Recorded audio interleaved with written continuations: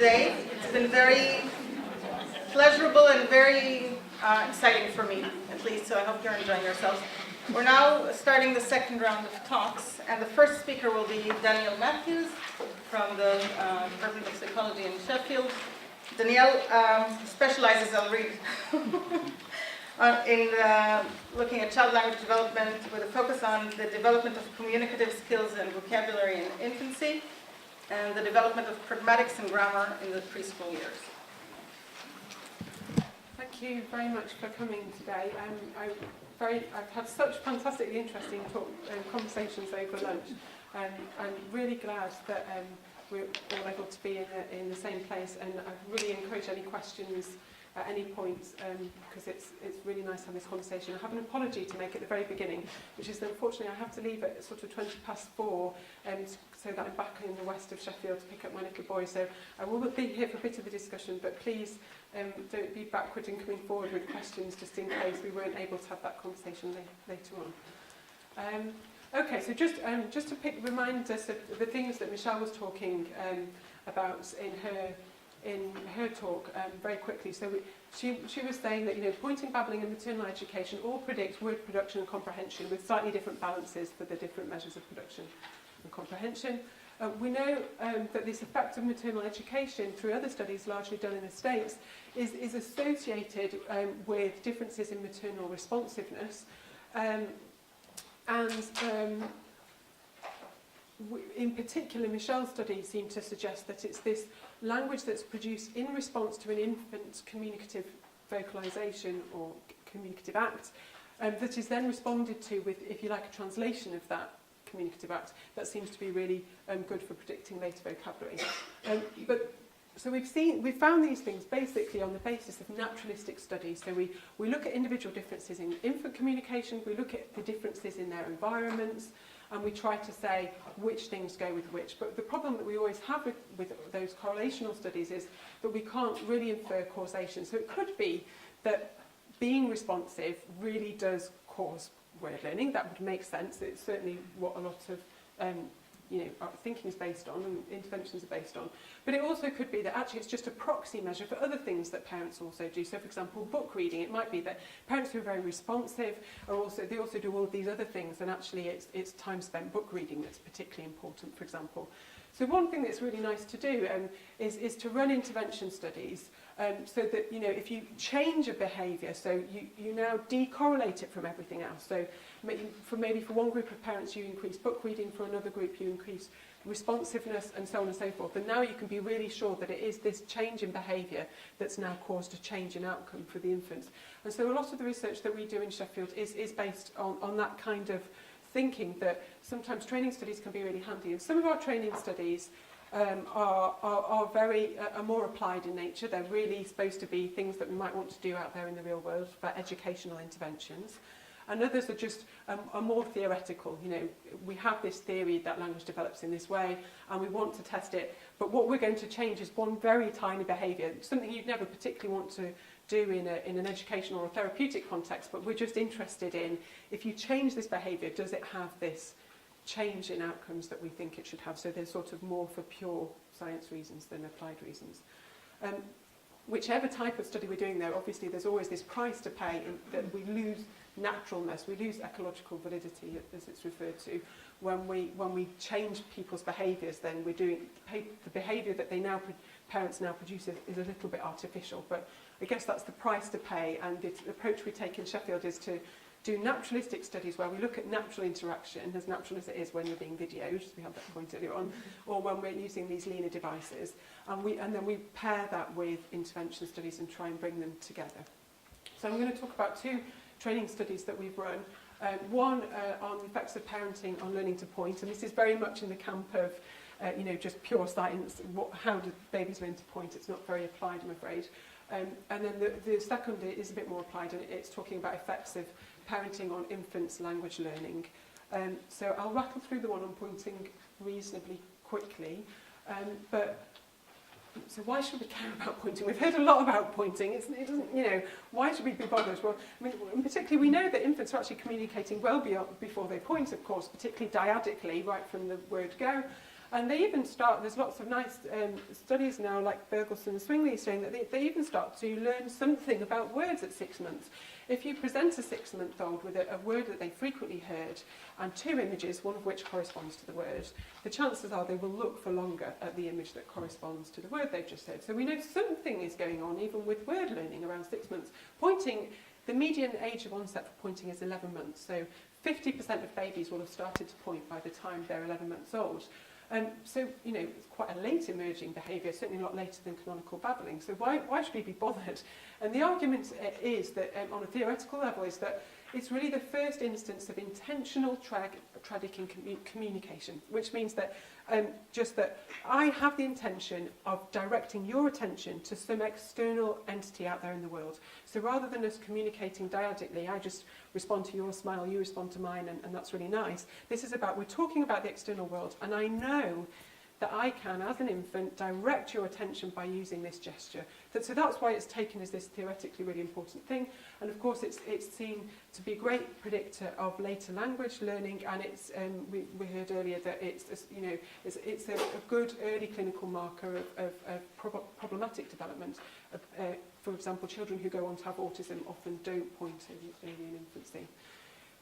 Even more great big kind of theoretical claims have been made about pointing for it setting the foundations for language learning. It's the point that marks us out as different from chimps, for example. Babies point declaratively, chimps don't, and that seems to be a point of divergence. All sorts of grand claims have been made about pointing. But even with those aside, we can just say, you know, in infancy, it's a really effective means of achieving definite reference. You point to stuff, people know what you mean. It elicits speech from caregivers, it's a predictor, I said, of later vocabulary. It predicts combinatorial speech, so babies tend to point and use one word just before they're able to use 2-word combinations. And there's some argument that it basically forms the basis of the topic common structure of language. That's arguments from the 70s there. So what we were interested in was, where does this ability come from? So you're suddenly getting this idea that I can talk to people about stuff in the world. But how did you ever come to that idea?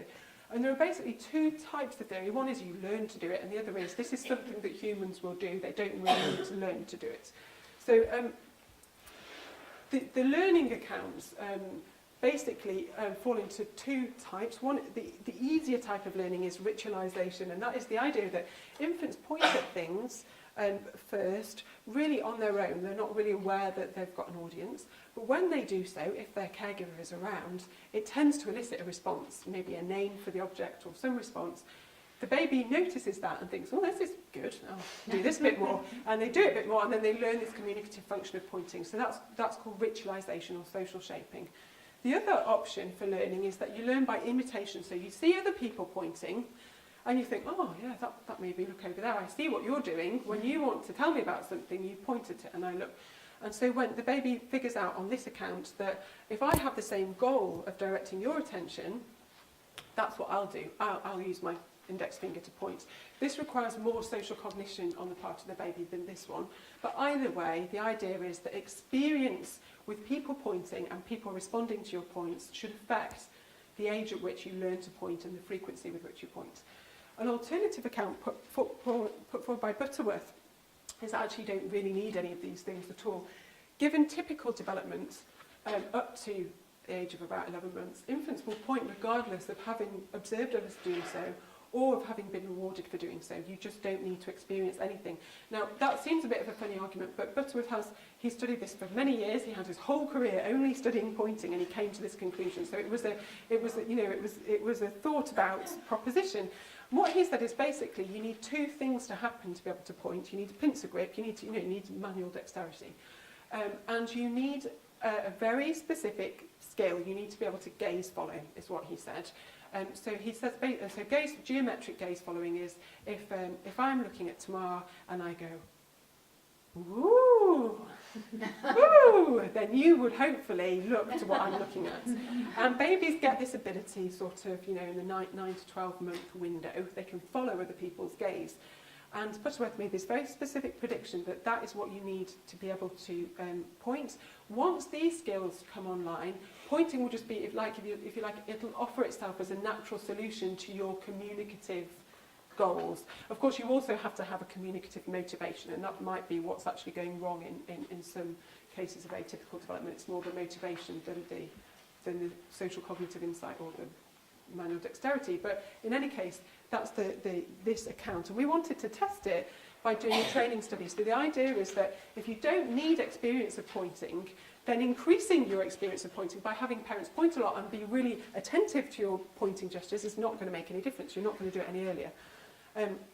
But if these accounts are right, then maybe seeing a bit more pointing and getting responded to when you're maybe just about to point might be helpful. We tested this by running a training study with 100 infants, aged 9 to 11 months. Parents in the training condition spent 15 minutes every day engaged in pointing activities with their baby. Parents in the control condition engaged in 15 minutes a day in musical activities. And the idea is that this is socially stimulating. It's not just not doing anything. And so this is an example of one of the training activities that we do with some bubbles. Wait, hey. Look at those. Lots of bubbles. Yeah. There's one. Yeah. Oh, look. Can you see? Yeah, there's one as well. There's one. Oh. So you get the idea. She's very advanced with the baby, actually, as it happens, tested in Manchester. And she'd got it all going on. She was babbling, pointing and everything. But we asked parents to do things like this, or just walking around with the baby on the hip, pointing things out, whatever you wanted to do for 15 minutes a day to stimulate pointing and respond to pointing. And then we had this test of declarative pointing, we call this. A baby sitting on mum's lap, opposite an experimenter. Behind the experimenter is a curtain with holes in, and every few, after a delay, little things pop out that the baby might want to tell this experimenter about. Camera right above the experimenter's head to see if, when the baby points, if they point, do they also gaze check their interlocutor. So we're interested, gaze checking would be the baby looks to their points and alternates gaze between the experimenter and the interesting event. So this is a test of declarative pointing. The baby doesn't necessarily want to get these things. We're only including points that where the baby isn't reaching or trying to get the object. They're just saying, hey, that's an interesting thing over there. So we look at whether they pointed, whether they did so with an index finger or an open hand, whether they gaze checked the interlocutor, which hand they used, whether they vocalised, all these sorts of things. We also had a free play session where we looked at differences in maternal pointing rate regardless of which condition they were in, because parents have enormous differences in the rate in which they gesture with parents. And this is nice research from Golden Meadow and Rowe in Chicago showing that there are very large differences in rates of gesturing. These are correlated with socioeconomic status. They affect infant gesturing, which in turn predicts language development. So we were interested in saying, okay, you ask parents to gesture a bit more, you're going to make a drop in the ocean difference in comparison to the natural differences that already exist. So we measured that too, and we measured babies' gaze following ability, this ability to follow gaze to 90 degrees. And we look at basically whether infant pointing ability, so can they do it once? Have we ever seen them do it ever or not? And also frequency, how often do they choose to point? Was that affected by training? Was it affected by just natural differences in maternal pointing? And was it predicted by infants' gaze following ability? And I won't go into this graph in detail at all, actually, but just to say that what we found was that the red bars are training, dark red is the training condition after training, light bars are before training. We really don't need to take in this graph, but this is just to tell you that basically the only effect that training had was on the gaze checking component of pointing. So babies who had this training for a month were 3 times more likely than babies who hadn't had this training to gaze check their interlocutor when pointing for them. So if I point at this and gaze check Michelle, it has this sort of more communicative feel to it. But the actual pointing gesture itself, whether babies could do that, was totally not affected by training. So this is a summary table that summarises all the findings from this study. Effects on the onset of pointing. Could the baby point at all or not? We find that training didn't affect whether you could point with your index finger or whether you could point with your open hand, but it did affect the gaze-checking components of pointing. If you point, do you check your interlocutor to see if they're following what you're pointing for? We found that there were very large differences in maternal rate of pointing, and these predicted whether you could point with your open hand and whether you would gaze check. But again, these also didn't have any bearing whatsoever on whether you were going to point with your index finger or not. The only thing that predicted that was the infant's own prior ability to follow gaze. So it seems like there was actually quite a lot in Butterworth's account that was basically along the right lines. Babies who can't do this gaze following are basically a loss to start pointing. It's as if there's these developmental precursors that have to be in place before you can start doing this stuff. But when you start doing this stuff, socialisation is really important because it gives this communicative flavour to pointing. It means that you're likely to use it with gaze checking in a fully fledged communicative act. We had very similar pattern of results for effects on frequency of pointing, so I won't go into that in any detail. But that's the kind of thing that we were interested in sort of where does parenting have an effect and where is it basically all down to whether the child is ready or not. And you can see that's a pretty complex picture for pointing. The next study I wanted to talk about, and maybe focus on this a bit more, was about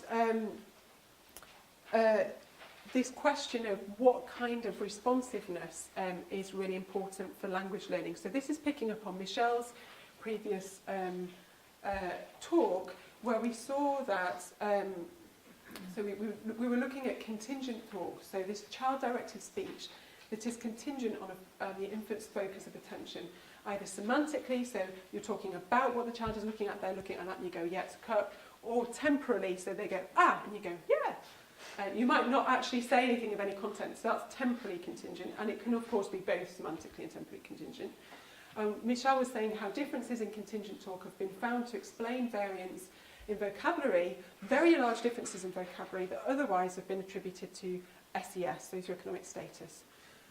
So it seems like from studies in the States, lower educated, lower income parents tend to engage in less talk, just don't talk as much to their parents, to their children, and less contingent talk. And of course what I'm saying here is on the whole. Of course there are obviously individuals who completely buck that trend. This is not a cut and dried phenomenon at all. But this is what we've also been observing in Sheffield. Very, very, very large differences in how much speech children hear and what kinds of speech they hear and how people respond to their own communicative acts. And so Michelle did this lovely study on the York data showing that it seems like it's speech that's both semantically and temporally contingent that's most important. But what we had is a problem with that, with all naturalistic data, is lots of things are correlated with each other.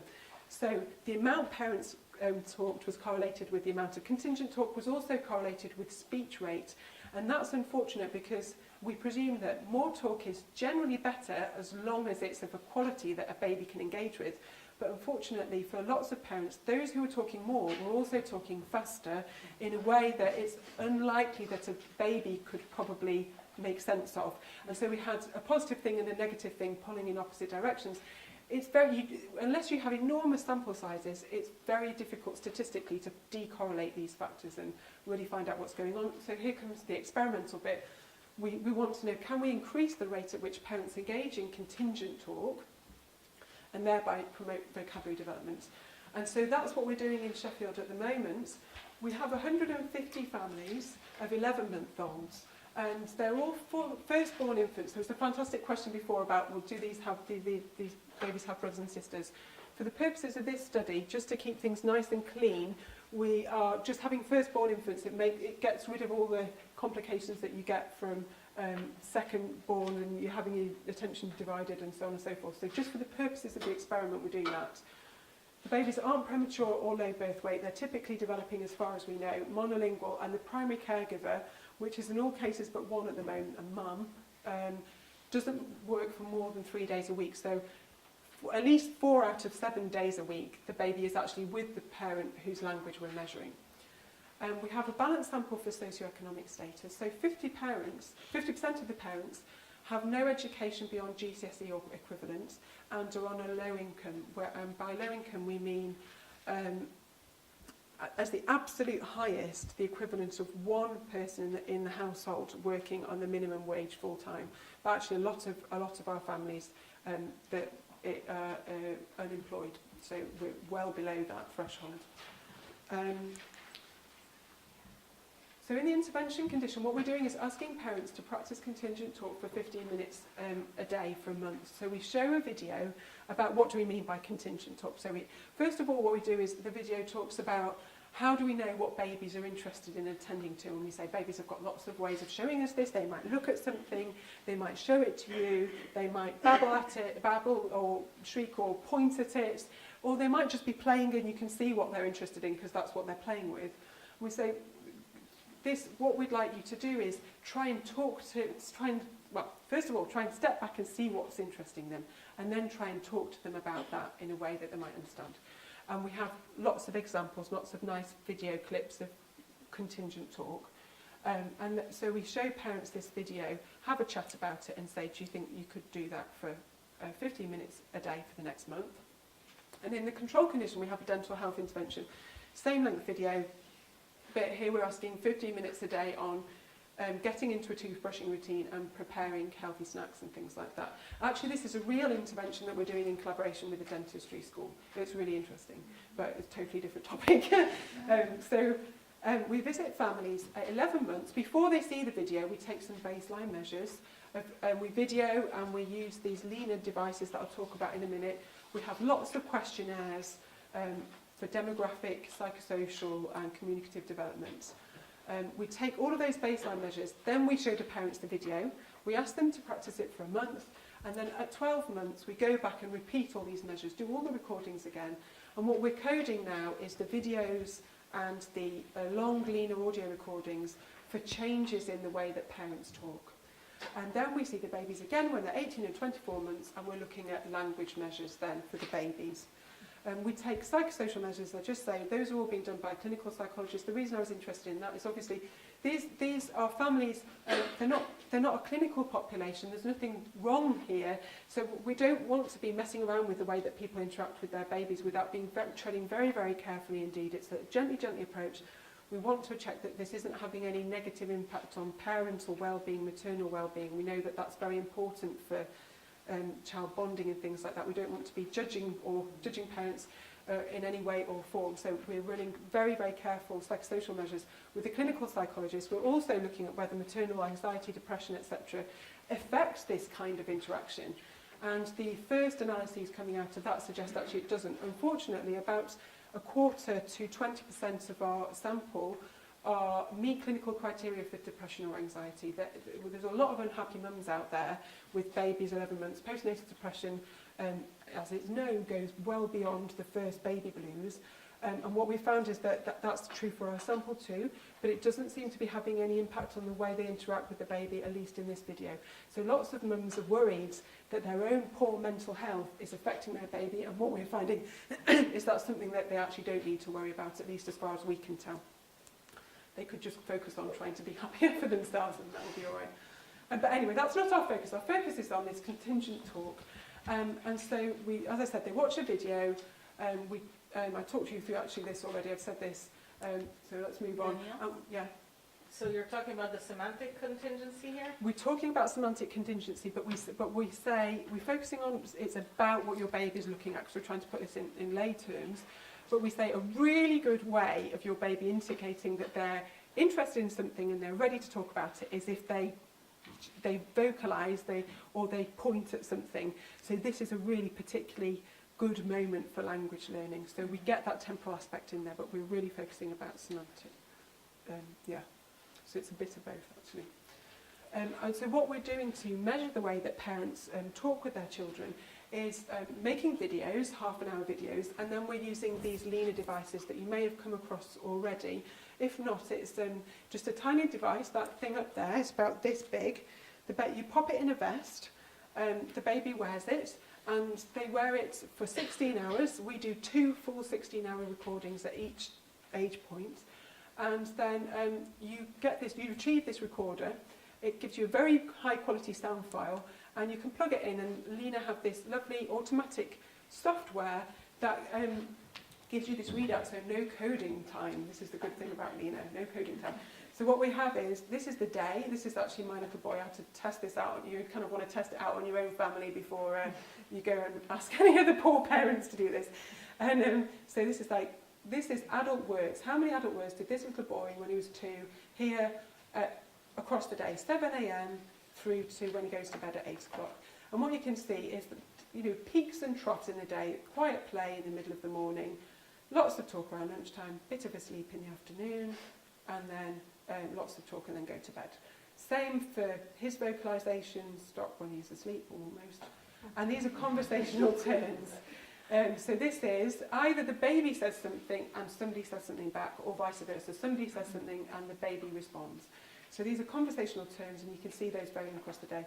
Now this is just lovely data to work with when you've got 150 families, because there are enormous differences in how much babies vocalise. Some are just much more vocal than others, and some parents are much more chatty than others. We also get measures up here of like time listening to TV and things. The accuracy of those is not perfect, but the idea is this is not going to be as perfect as if somebody listened and transcribed it, but it's going to be pretty good, such that if you do it over 2 full days, you're going to get a more accurate picture than you would have got from a video. And as Michelle said, when we look at responsiveness, so you can go in using ADEX tools, which aren't on this chart, you can go in and say, every time a baby vocalises, did somebody respond within 2 seconds or 3 seconds or 4 seconds or 5 seconds? And what you find is when you do videos, everybody is responding all the time. That's perhaps partly because of the being videoed, and also probably because of the setting. You're sat down with your baby, you have time to play, there are toys. But of course you don't do that all day, you can't possibly do that all day. And so when we look at responsiveness over the course of a full day, we find rates much more like 0.3. So far off ceiling, and very, very large differences as well between different families. So that's what we're using. We both use this as a control, because some babies, before the intervention, are just babbling away like crazy. So we can use these measures as a control, and we can also use them as an outcome measure, both for detecting changes in adult words and changes in the amount that babies talk. We do control in this study for infant communicative ability, and we do that with how much they babble, do they point or not, because we're starting at 11 months, so it's a 50-50 chance that the baby's going to be pointing, and we also do that gaze following test. So we've got this, we're taking into account how communicatively able the baby was before the intervention started, and we're partialing that out when we're looking for effects of intervention. And so what we're looking for is effects on, well, first of all, the very, very first question is, can you change parental behaviour? And when you ask parents to change behaviour, do they change what you're intending, or do they do something else? And I know there are a lot of practitioners here today, and you know far more than I do that, it's not just a matter of saying to do something and then it happens. That's not necessarily the case. So we're just interested in what happens when you ask parents to do this. Because we wouldn't want, for example, people to think you had to talk a lot and start talking really quickly, for example. We know that would not be good. So the first question is, what happens to parental talk? But the language outcome measures that we're interested in, we're looking at 18 months and 24 months. So we're looking at number of words in free speech. So remember, this is a sample that is half of the sample are low SES, and we know that causes problems if you want to use standardised tests for testing children's language ability, because children from disadvantaged areas are a lot less used to being tested and probed for their language knowledge. There's a lot less of the lovely stuff that we saw in Sarah's talk about naming and testing and can you say that again. That's not going on so much, so they're not used to taking these tests, and part of the reason that they do badly on them might just be to do with them not being used to what is being asked of them. So a nice way of measuring vocabulary in children of different cultural backgrounds is just to record free speech and transcribe it and count the number of words. So that's one measure. Then you can use parental reports of vocabulary, and of course we are using standardised tests, but we're trying to get a broad picture here. We're also doing a lot of pragmatic tests at 18 months, things that you would use from just little silly tests like you unscrew a jar, you show the baby that there's a little mechanical caterpillar in it, you put it back in the jar, screw it up again. These are like early social communication tests. You screw the lid back on again, you give it to the baby goes, that's interesting, I quite want that caterpillar out.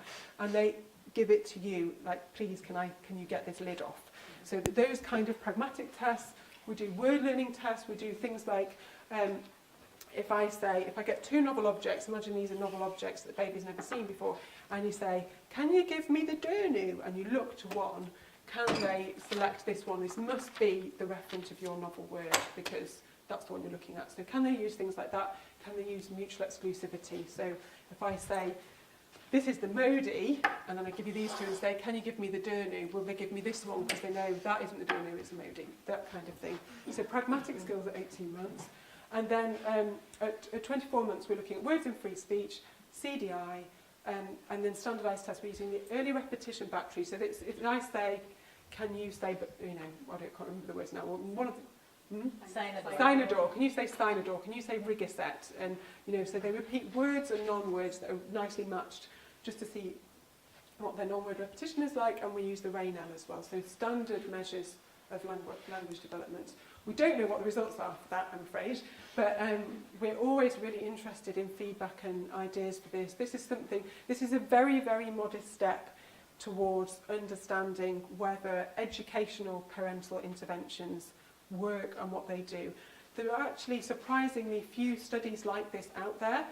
There are quite a lot in the clinical domain, but they tend to be with small sample sizes, and they have all the limitations that come when you're working with clinical samples and busy people running studies, so that they're not always with as large as samples we'd like.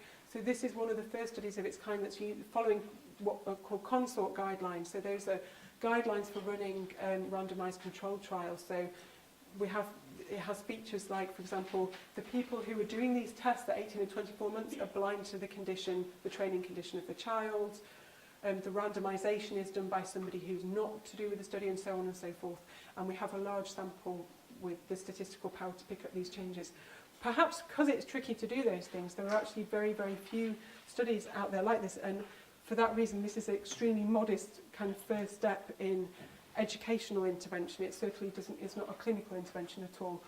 But we'd always be really interested to hear feedback and as practitioners, your ideas of what would be good things to do and to test out in future. We'd like to test this in nursery schools to see what are the differences in language environments for children in nursery schools, for example. So any feedback would be really, really welcome. Other current studies that I'll briefly mention, just in case we have time to discuss them later. So we have this big group of 150 babies, 75 of whom are in the control condition. So they're just doing dental health. So there's nothing their language isn't going to change as a function of this study. So those babies can then be compared to babies in other groups or in other populations. So we're just starting a study with deaf infants, very, very, really just starting, and we're having some lovely discussions over lunch about what we might do there. So we're comparing 11 and 12-month deaf infants to see how interaction changes if one member of the dyad can't hear. And we're also doing a large longitudinal study of pragmatic developments, which I'd be happy to talk about in more detail. But I think I should finish there and just thank everybody who has helped with these studies. Michelle, who you've heard, other PhD students. Gemma is the one doing the longitudinal study on pragmatic development. Kira is doing the PhD on development of deaf infants, and Ed is just starting his PhD on hearing infants, and actually he's doing his PhD half with human babies and half with chimps at Edinburgh Zoo. We're using, for our SINs, this head-mounted eye tracker so that babies can freely move around, and we can look at the development of intentional gesture and vocalisation when babies are just free, and we can really look at where their eye gaze is going to do some comparative work there. So that's a bit off the wall. But the Declan student who did all the clinical measures for parents, the psychosocial ones, Anna Ryder, many, many RAs, not including Larry, who haven't put on, sorry, Larry, who did this data collection. So thank you to all those people, and I'd be happy to take any questions or comments. Very welcome just to make a comment if you have a comment. Thank you.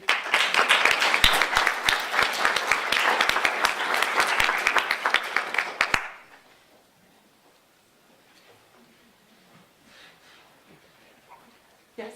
Could you tell us about the longitudinal study of pragmatic development? Yeah, so what we're looking at there is, I'm really interested in pragmatic development, and it seems like there's lots of stuff at different ages of very, very different skills, and it's not obvious how they come together. So I've been influenced by people. When I was at Manchester, Kathy Adams doing this kind of work, and Dorothy Bishop and so on and so forth. Courtney Norbury, I was very interested in, we just don't have a good sense of which pragmatic skills in infancy feed into pragmatic skills later on.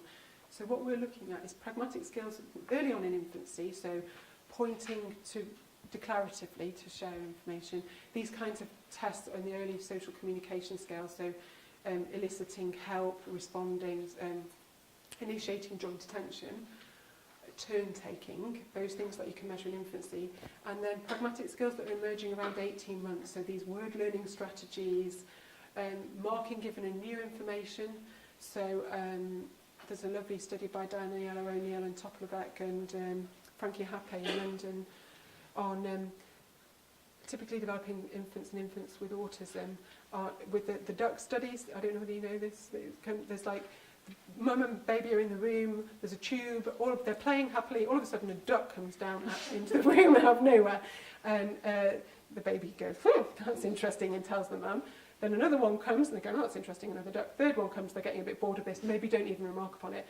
Fourth one comes that's 3 times larger than any of the other ducks that have come down before, and now suddenly everybody's going, oh, that's really interesting, now there's an enormous one. Look, so what you get is this very, very clear pattern of first one, we talk about it. Second one, we talk about it a bit less. Third one, we might not talk about it at all. Fourth big one, we talk about it again. You get this nice pattern, but you don't find that in infants with autism.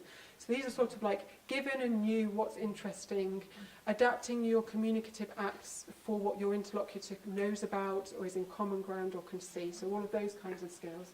And then at 3 years of age, looking at those more complex pragmatic skills to do with narrative and referential communication and things like that.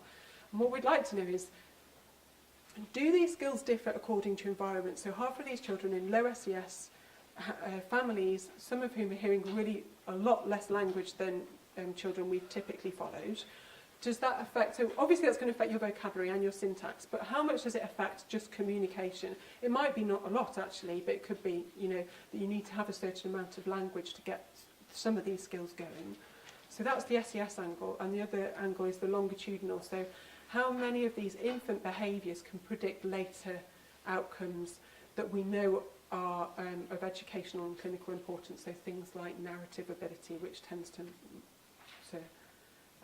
fall out. And the reason I'm interested in that is because of some of Courtney Norbury's work showing that in children with pragmatic language disorder, actually that what goes wrong and what doesn't is anybody's guess. It doesn't seem to be easily explained in terms of like a common feature of these tests.